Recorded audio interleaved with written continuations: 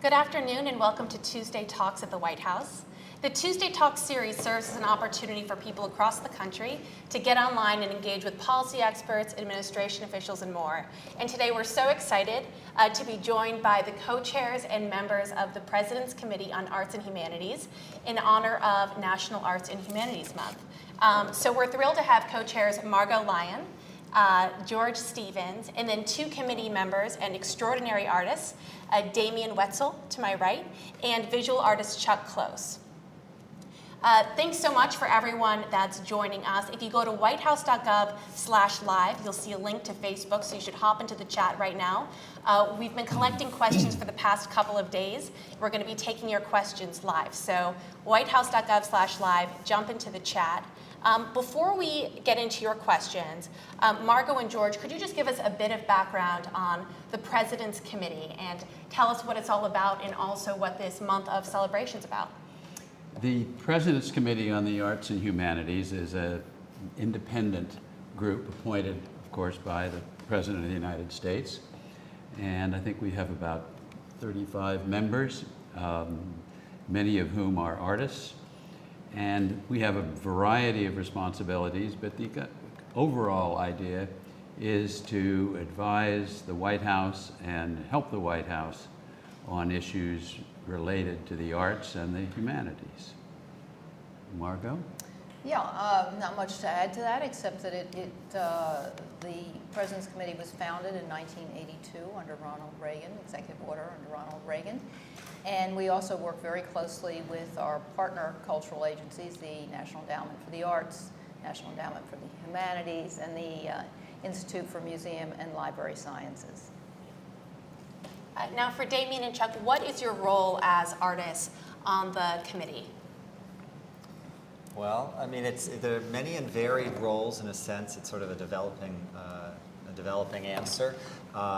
As artists in general, I think we can probably both agree that our role is to express and to educate and to entertain and to experience, and it kind of carries forward into being on this committee, whether it's through all of the different kind of initiatives that we attempt to advise and exert some sort of opinion on, whether it's, again, education, or if it's in cultural diplomacy, or in creative economics through culture, and then sort of we take our cultural backgrounds and transfer them to this effort. It's been my experience that whenever you have a group meeting that has to do with policy and legislation and other things, it's always helpful to have an artist in the room. It keeps the focus on what the organization is actually supposed to be doing, so that it doesn't just get bogged down in things that have to do with policy nuts and bolts. But to keep the focus on why we are here in the first place. And from my point of view, the reason we're here is we have a world in which the arts have been pushed to the side and trivialized, and within the school system, it's as true as in almost any other institution. And for those of us who care about the arts in education, it's very, very important to keep reminding the institutions themselves, the schools, the school districts, the whatever, that people who make art need certain things to happen. Especially in arts education, every child needs a chance to feel special, and that doesn't just mean the sciences. It doesn't just mean reading, writing, and arithmetic.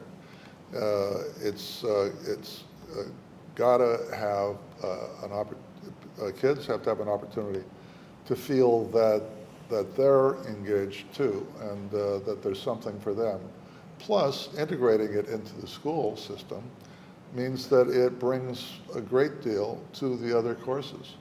An arts-oriented program actually ends up helping in virtually every way as people use art and integrate it into the curriculum.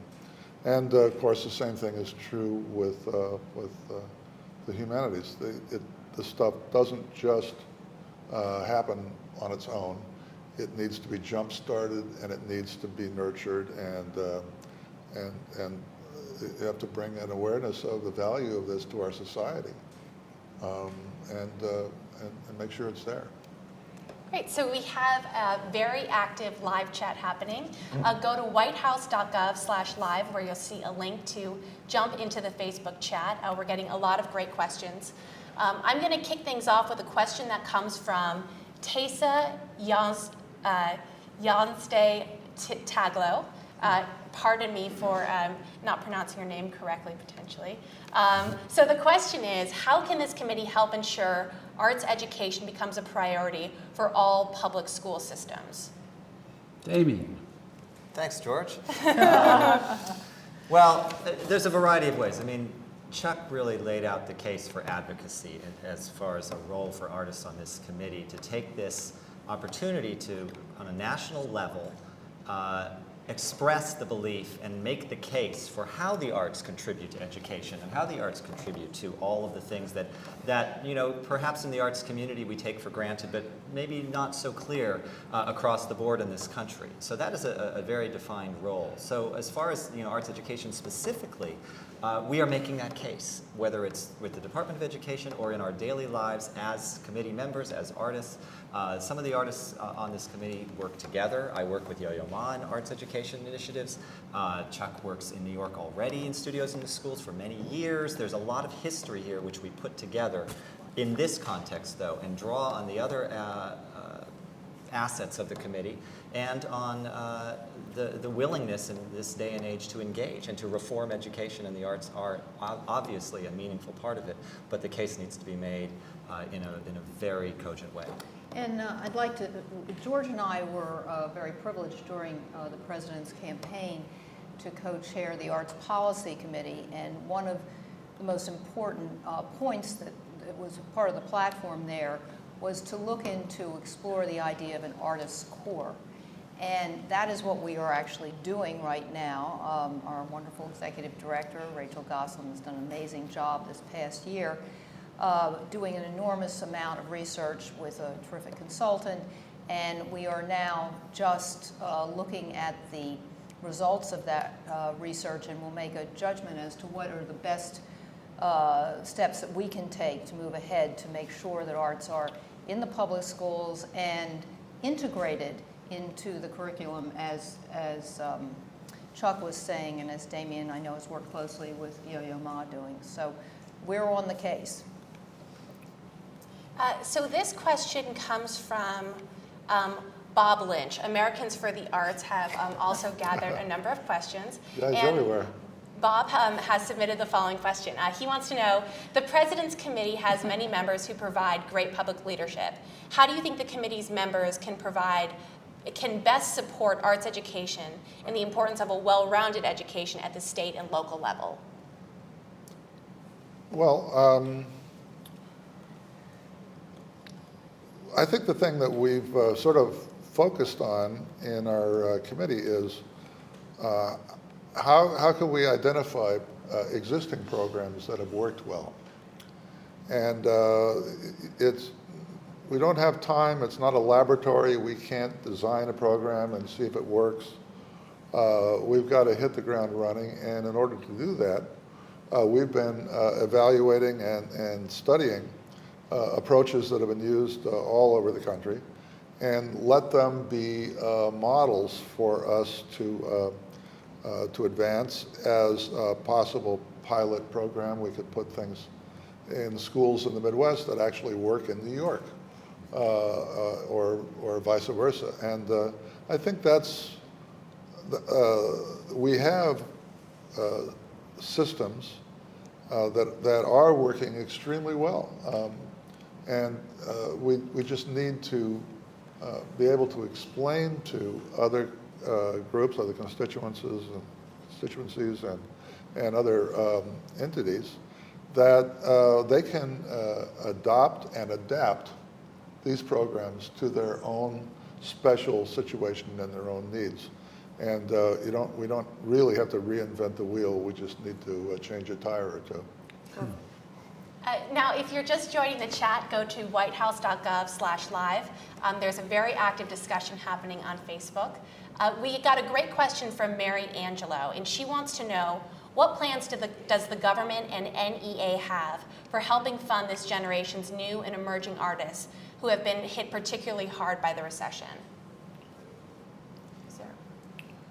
Well, in terms of the NEA, we're not actually privy to right now what their plans are, but I happen to know the head of the NEA pretty well. I worked with him for 21 years, and Rocco Landesman, and I know, I can't speak for Chairman Leach, but I know this is a concern of Rocco's and an interest of Rocco's. It certainly was when he was a producer on Broadway. But as for specifics, you know, I don't have them, and can't speak any more I think clearly than that. we have an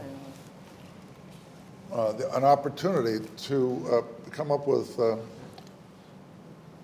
programs that really address the needs of emerging artists and artists who are working artists, older, overlooked artists, and put them into a role in the educational system that takes advantage of their enthusiasm, their youth, or their experience and skills, and place them into schools in a kind of updated WPA style, put an artist to work and let him or her have impact on the school system. One of the things that when we were talking earlier about when we first got started, we were thinking about you know, what do stimulus funds do? Well, I said that artists are shovel ready. You know, give us a little bit of money, and we can go get something going immediately, and we'll have maximum impact in a minute.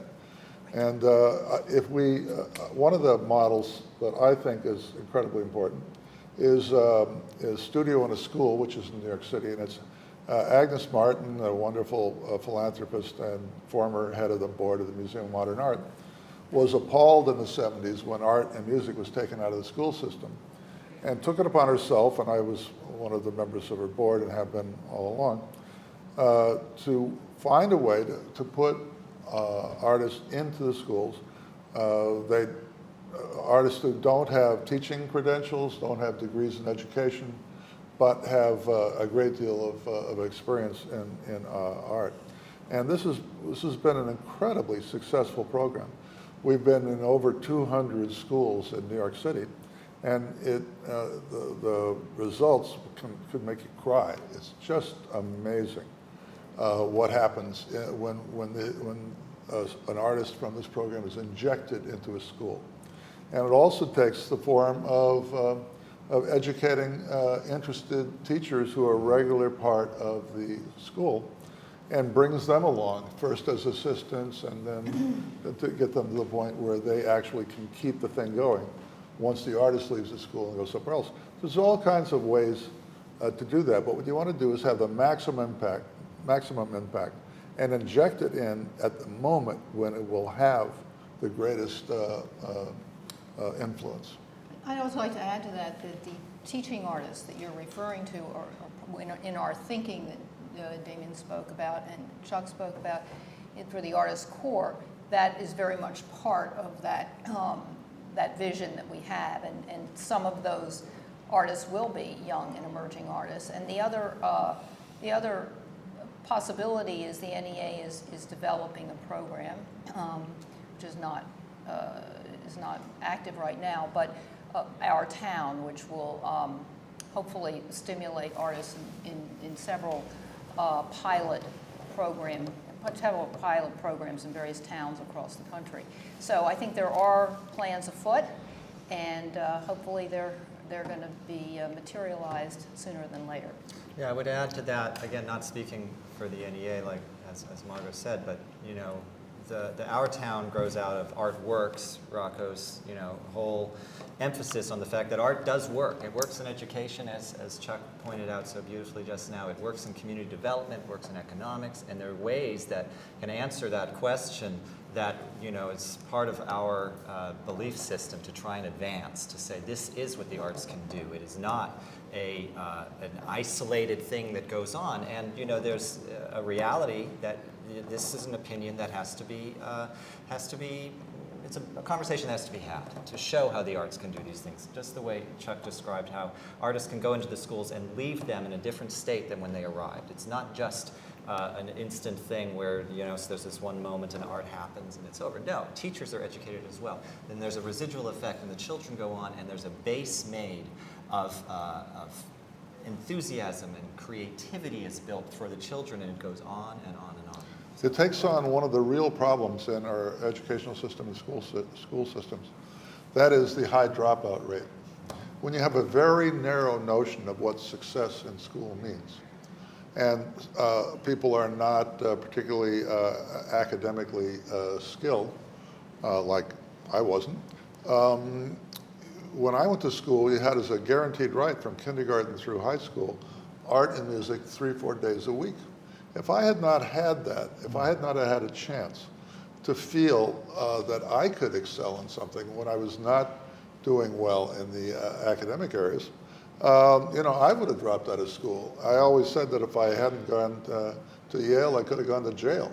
And, it was a toss-up. It could have gone either way. And it was just because I had a chance to feel special, that I had things that I could do that were just as important as other things that were being tested and graded and whatever. And people learn differently. It helps in all the other areas because self-confidence in areas that you are capable in carries over into the areas where you feel so deficient. And I did extra credit maps of the Lewis and Clark Trail in history to let them know that I was interested in the coursework, even though I wasn't going to be able to spit back the names and dates. And that kept me in school, and it kept me engaged, and it kept me from dropping out. And we get people, the longer we have them in school, the more influence we can have over the choices they're going to make in the rest of their lives. Okay, I've got another question that's come in from the live Facebook chat. This comes from Robbie Morgan, and Robbie asks, how does this panel advocate for and encourage cities to build dynamic arts economies? Well, Margot is referring to Rocco Landesman, who heads she refers to the NEA, that's the National Endowment for the Arts. And he has this project called Our Town, and funding is always a problem for the arts. It's sometimes viewed as a fringe, and there was a while back where the national funding for the arts, which was never very great, was cut back, and now it's gotten up to where it was.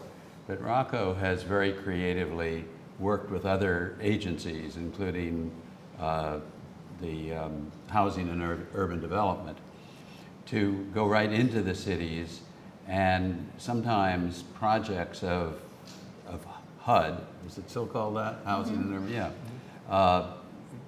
They have resources. They're trying to renew a part of a town or a city, and Rocco is working with them to incorporate the arts into that, which will benefit that renewal and also provide opportunity for the creation of good works. Yes, and that's what George said is exactly right. And Rocco has also been working very closely with the Department of Transportation. And in these various areas, Graffiti in the subway. graffiti in the subject, but to add access to various cultural institutions that are in cities, to prove the point that they are very instrumental in the dynamic growth of those cities. So the way art can affect a city, especially a crumbling inner city or a part of the city that people have stopped going to. First of all, let artists move in, because they always go to the worst neighborhoods. And we're the Pied Pipers of real estate. Pretty soon other people want to be there. It's really revitalizing.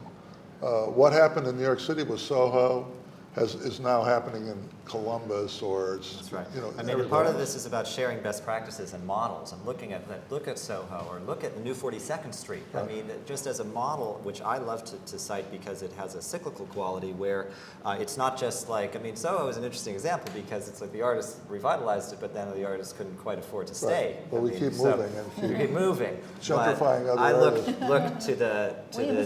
to the segment where it happens, the revitalization, and the artists are built into that economy as an example, more like. But we need Chicago's to remind politicians that it's great for the economy.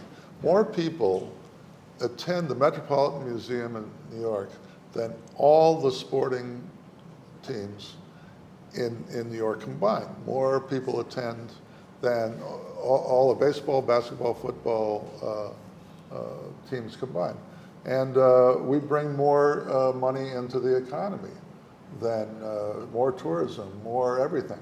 So every town that gets involved in something that affects, that encourages the development of artists' areas or theater or whatever, it's absolutely astonishing the effect it can have, you know, on a crumbling part of the city. That's very much part of what, I mean, to me, as coming to this point in my life, I look at National Arts and Humanities Month, and that's sort of what we're talking about here. Why National Arts and Humanities? Because of what you just said, because it is a meaningful part of society, and that case maybe needs to be made at certain points, needs to be put out there and shown as an example, and say, yes, you know, look at those numbers. Actually, those are really important numbers for people to consider, and that the arts are jobs. And when the society doesn't value its art, it loses its culture. We got all the Impressionists from France because they didn't value that work being made, and it all came to the United States. interesting. And it's in our museums to a greater extent than you can find it in Europe. This is we have to respect the traditions and conventions of the arts and the role that they have played in our culture. Not only what they can play, but what they have accomplished. And it is our national identity. We don't remember who the mayor of Florence was, but we know Michelangelo was there or Leonardo was there. Artists tend to define the culture. And I think, just going back to that's absolutely true, of course, Chuck. I didn't know that about the Impressionists, by the way. But a week or two ago, I read a really interesting article in the New York Times about the NJPAC, the New Jersey Performing Arts Center, and how that's going to serve as an anchor for really the revitalization of Newark, which is quite impressive. And I don't have the citation with me, but I would recommend that you all who are interested go to the New York Times search and look up NJPAC in the last couple of weeks. Okay, I've got another question. If you're just joining us, go to whitehouse.gov/live. There's a link to Facebook where there's a very active chat. I have a question from Trish Popour. She's with Virginians for the Arts. And her question is, increasingly, studies like the 2010 IBM Global Study of CEOs list creativity as the most essential characteristic needed by corporations to compete in the global economy.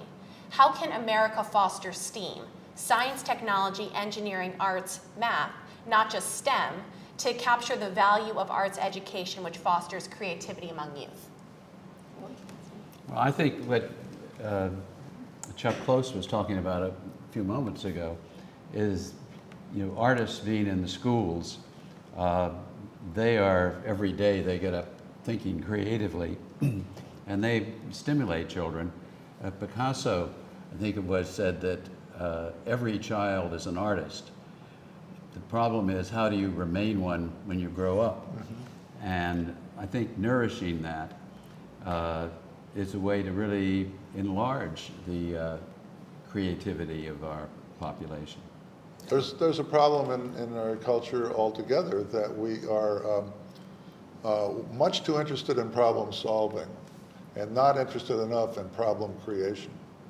Everyone's trying to solve the same problems, and conventional wisdom and ordinary thinking tends to rule in corporations, in businesses, and in every walk of life. A creative approach says, what kind of interesting question can I ask myself? And once I've asked myself an interesting enough question, I'll come up with a personal and an idiosyncratic answer. And that's, I mean, if you want to use thinking outside of the box, that is the definition of thinking outside the box, not the conventional wisdom, not which is ordinary and often not very stimulating. Well, Yeah, it's sorry, Jamie. sorry. I was just going to say, and part of what happens, and I, you know, using your words, makes you want to cry when you see it. And every time you go into a school and you see the chance a child gets to actually experience it. And when I mean experience, I don't mean see it. I mean actually do it, be a part of it, get inside it, do something in relation to other people with it, with the arts of some kind, whether it's music or dance or painting or acting or writing out a script of their version of Shakespeare or something. You know, there's all ways that you can find a creative impulse. And that's where that creativity will come from. So, I mean, the short answer is that's what we're trying to do. We are trying to make that case. And if at the same time we're employing artists who need you know, to make some money and to pick up some credentials and inject them into the system, we are doing double duty. It's a double hit.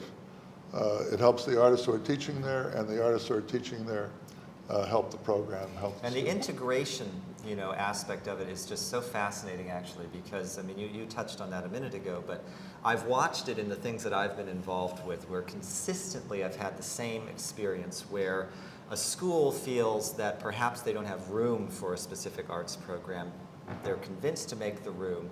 They come back later and they say, my God, what a difference that made in all of the other subjects, whether it was through how the music informed geography, or simply how to behave as a team, how to be in class, how to compose oneself, how to be creative, how to answer a question differently. How to collaborate, how to work collaborate. together with people. And I think we, going back to the beginning of that question about corporations, I think it's really important, really critical that we have corporate partners in making this point, because they recognize very clearly that in terms of America, that we need a prepared workforce, and that's a workforce that understands how to think out of the box, how to think critically, how to pose questions. And I think with a really healthy dialogue and support from the corporate community, we can make greater headway in this. And I'd just like to take a little detour here to say, to certainly compliment Chuck and Damien. We have an amazing group of artists on this committee. And every one of them has just bowled me over personally with their vision, their commitment, their intelligence, their imagination, just about these problems, these very important questions that you're asking today. So I don't know, I can't speak for other presidents' committees on the arts and the humanities, but this one is just terrific and exciting, and one of the most thrilling things that I get to do a few times a year is meet with them. So I think we're going to make a difference and help shine a light on these questions. I'd like to thank you guys and the Obama administration too, because even though this goes back to Ronald Reagan, I'm the first visual artist who's ever been on this committee. So just recognizing the role that the visual arts can play, along with performing arts and along with music.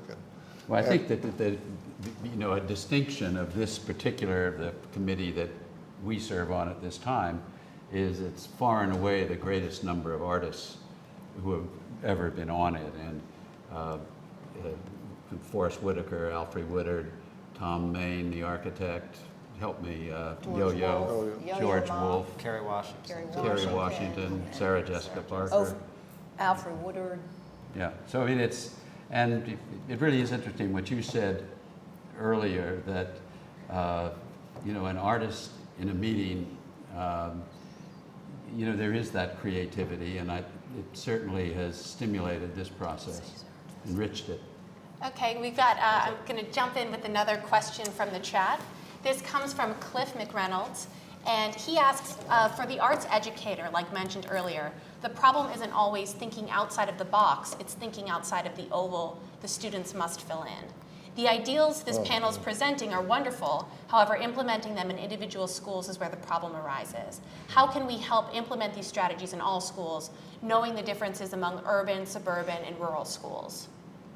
I mean, it's a very good observation, and I don't think we're not aware of it, because the discussions we've been having, address that, and we are such a big country, and 50 states of all different regions, big cities, towns. Every situation's a little different, and Well, there's something in that that speaks to the nature of adaptability.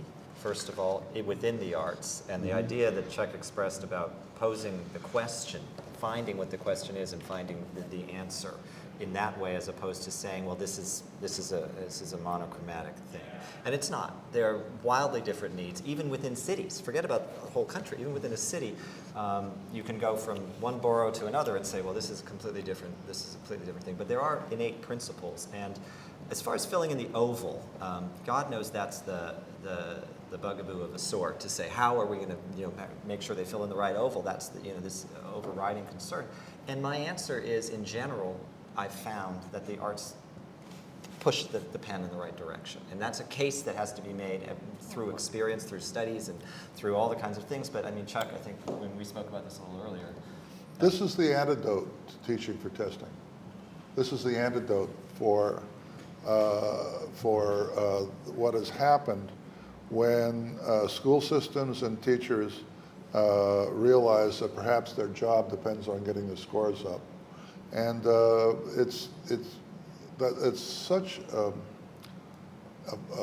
backwards approach to having a success in a school system. To define what that success is and put everybody through a sieve and hope that they will automatically fill those ovals with the right marks. I would not argue the efficacy of the oval situation, whether the oval should be there or not, but I would simply say, and I've been in a meeting where this actually happened, where one teacher was expressing the opinion that we can't do it at that time because that's pre-testing, literally. And there was a quiet in the room, and another teacher softly said, well, actually, I think that's the time we need to do it. And that carried the day, actually. And it was a moment where, this is what, you have A and you have B. And my experience is that it only adds. It only adds. Now, you want the teachers to feel like they have a real stake in educating their students and not just getting the right answers and bringing the scores up. We've taken a lot of the creativity out of the hands of teachers by not allowing them to teach their own particular way. An arts program that exists within the school system says there are other ways to get information across, ways to integrate this, and see the effect that it can have on learning in general. That's right. And it's an argument that gets us nowhere unless we see the broader picture.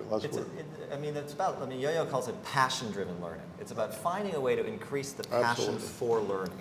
What is it that's going to make a child want to learn or to retain the learning? And there's so many different ways that you could imagine that. And I mean, we can all sit here and think, well, I think that might be a way, but what it's not is just a rote thing. I've seen teachers unleashed, really excited about the opportunity to really present the material in a different way. I think that's a really good point, Chuck, because that's one of the things we've discovered in our research is that it's not only the children and the kids who are benefiting, but it's the teachers. They're excited, they're revitalized, and I think it's a really good point. One of the things that we're hearing a lot of in the chat, there are actually a lot of artists that are participating. Artists like Pamela Ruby Russell and Nancy Tarr that are asking, they're artists, they're excited about this committee, and they want to get involved and dedicate their energy to the work that you're doing. How do they do that?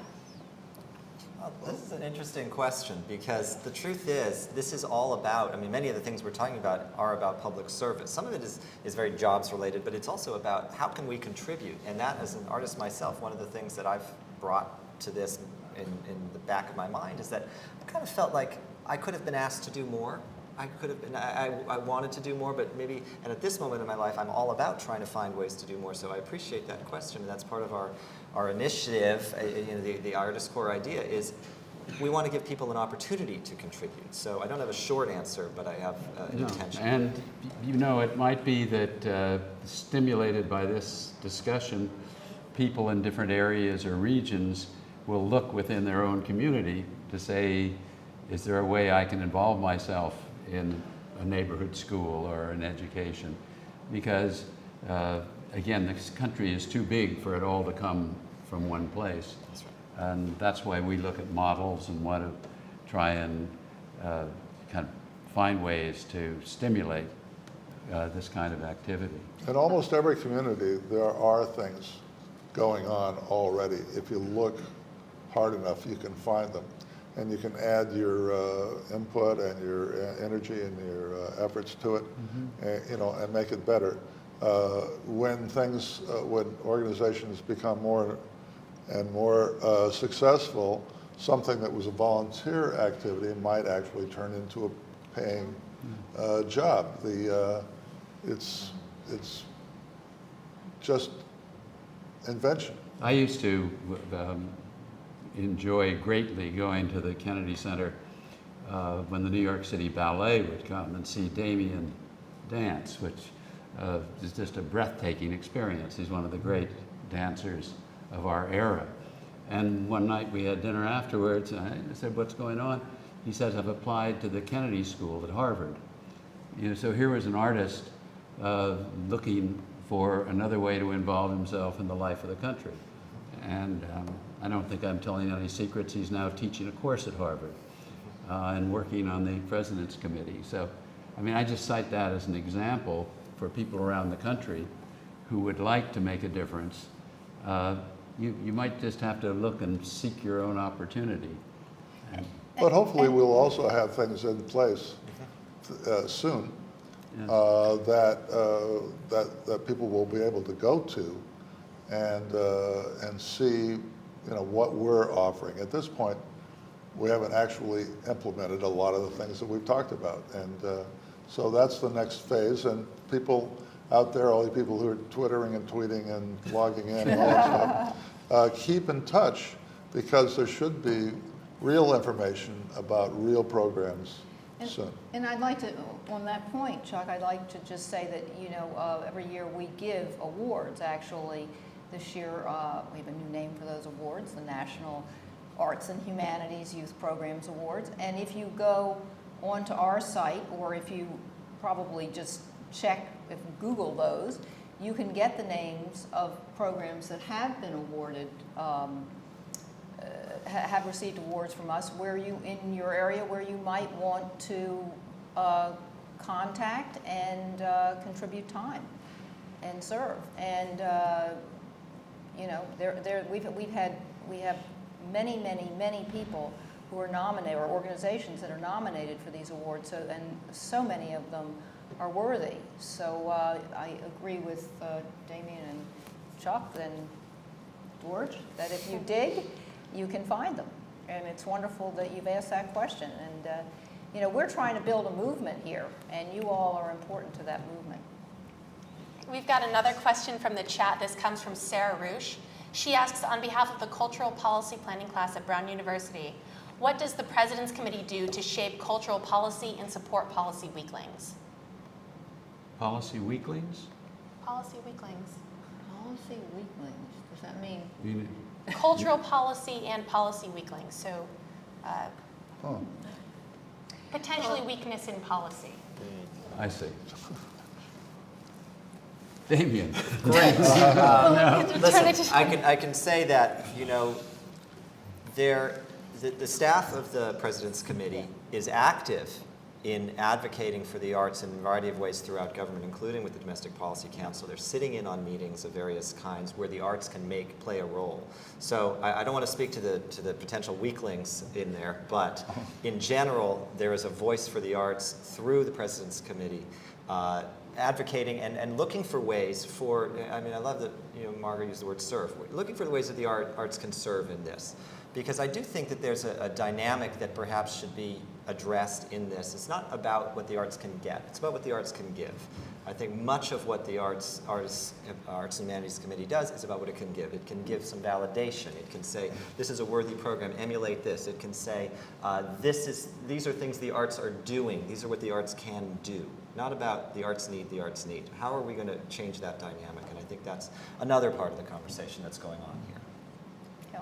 I mean, like like the National Endowment that George was speaking about in their relationship with HUD, our committee, I think this administration is characterized by trying to build bridges of communication between departments and agencies, and as Damien said, even with the Domestic Policy Council in the White House. So we are doing that, and I don't think so far we've found any weak links, but we'll keep looking and get rid of them if we do find them.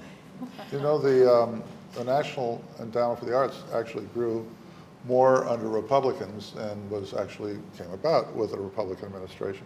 And the arts used to enjoy real, broad, bipartisan support. And I would hope that in a world now that is so polarized, on which we can't agree on anything, that there might be a way to put these programs out in such a way that it could garner some bipartisan support, because it's going to help every community. It's going to help in the red states. It's going to help in the blue states. And the National Endowment for the Arts a number of years ago really reached out and tried to make sure that there were programs in every state. So all of a sudden, quilt makers in Arkansas were part of the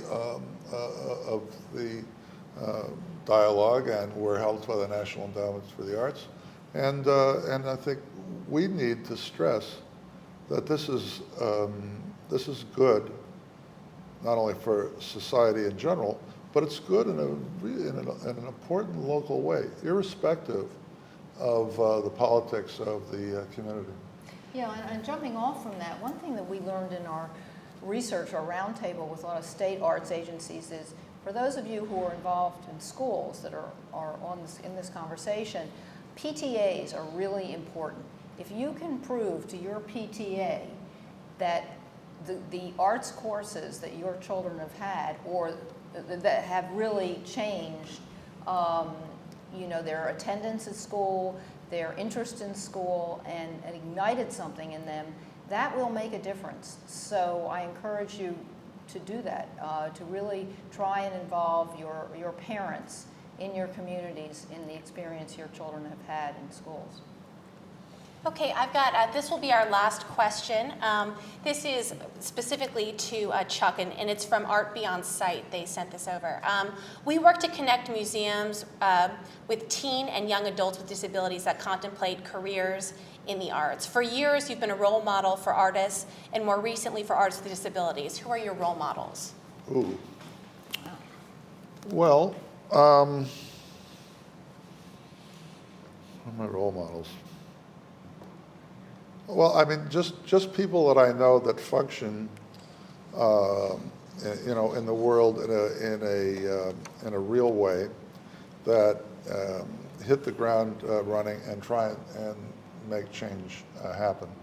And there are tons of people out there that I've met in the various. I'm on 11 boards. I work with for people with disabilities. I work with spinal cord injured people. I work for stem cell stuff. I work in education, and I work with boards that deal with funding of artists and emerging artists. And the common denominator is that certain people, the role models, the people I respect the most that I've worked with on these boards, are the people who look out and say, what is it that is needed, and how can we do something that will make a difference? One thing that I've been talking to one of the boards about, there's a lot of talk about immigrants and stuff like that, and they've been demonized. In parts of Brooklyn, there are Russian violinists who had incredible credentials in their home country, who are now working in delis.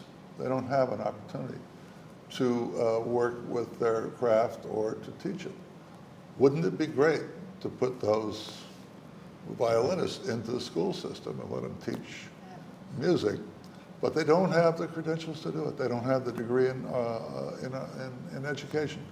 They probably couldn't pass some of the language requirements, but they'll get the information across. So wouldn't it be better to look at the immigrant population as people who could really be integrated into our society in a meaningful way, and bring the skills and the sets that they brought with them from wherever they are?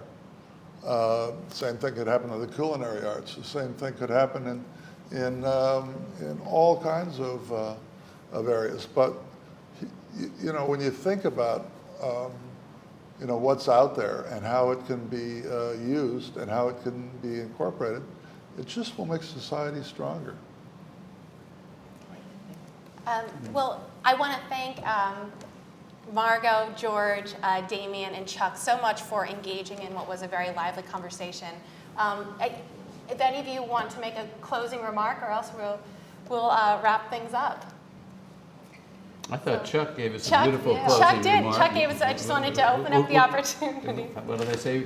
You got the last word. He got the last word. So, as was mentioned earlier, tomorrow, First Lady Michelle Obama, who's the honorary chair of the President's Committee on the Arts and Humanities, is hosting the Youth Program Awards. It will be live streamed on whitehouse.gov/live at 11 a.m. tomorrow. So be sure to tune in. And thank you to everyone that participated in the chat. And we look forward to seeing you next Tuesday for a Tuesday Talk. Thank you. Thank you. Thank you.